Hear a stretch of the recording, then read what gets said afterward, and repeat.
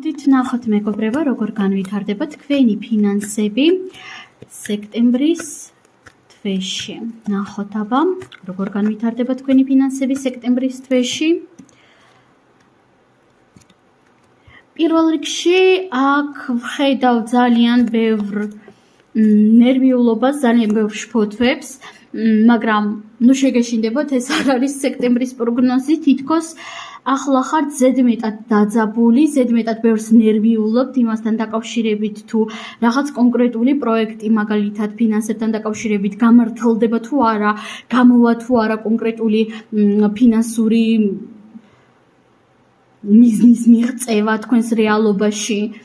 აი რაღაც ასეთ ნერვიულობას ვხედავ ახლა თქვენი მხრიდან. რა თქმა უნდა, ყველასთან ინდივიდუალური ინტენსიურობით არის ეს ნერვიულობა, მაგრამ ძალიან ძლავრად შეიგრძნობა. თითქოს თქვენ კონკრეტული ან ადამიანისგან, ან კონკრეტული რაღაცისგან ელოდებით პასუხს, ელოდებით შედეგებს თქვენი ნაშრომისას, მაგრამ იცით, შიშები ყოველთვის არის პარაზიტული ენერგიები და მიუხედავად იმისა, რომ ხვდები ბევრ რად უფრო მარტივი არის ეს თქვა, ვიდრე გააკეთო, დროა ეს შიშები გაუშვათ.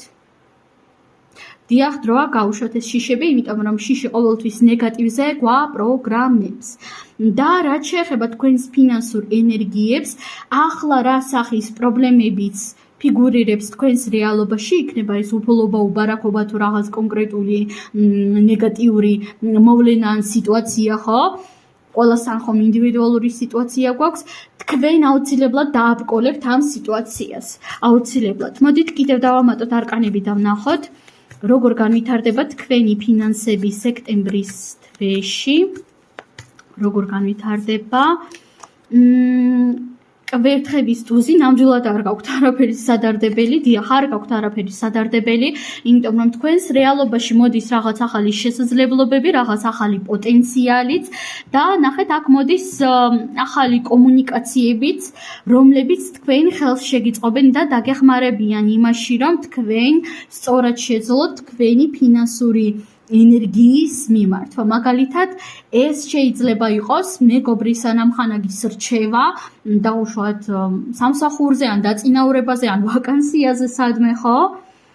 მაგრამ აი რაღაც ასეთი ენერგიები წამოვიდა და ზოგადად მე აქ ნამდვილად ვერ ვხედავ ვერანაირი სახის პრობლემებს თქვენი შიშების გარდა, რომლებიც აუცილებლად უნდა დააბრკოლოთ, უნდა ჩაიხედოთ საკუთარ თავში და დაუსვათ საკუთარ თავს შეკითხვები, თუ აი რატომ მეშინია, რატომ განვიცდია ამას, რატომ აქვს ეს შეგრძნებები. ყველაფერი აუცილებლად კარგად იქნება და რა კრიზისულ მდგომარეობაშიც არ უნდა იყოთ, არ აქვს მნიშვნელობა, ეს არის რაღაც წვრილმანი თუ რაღაც გლობალური, თქვენ შეძლებთ რომ გამოხვიდეთ. აუცილებლად შეძლებთ რომ გამოხვიდეთ ამ მდგომარეობიდან.